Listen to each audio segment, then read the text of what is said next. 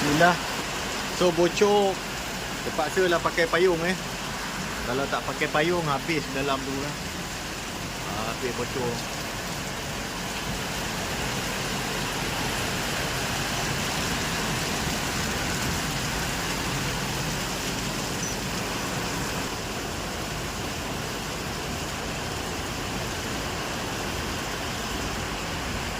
Ni bocor lagi.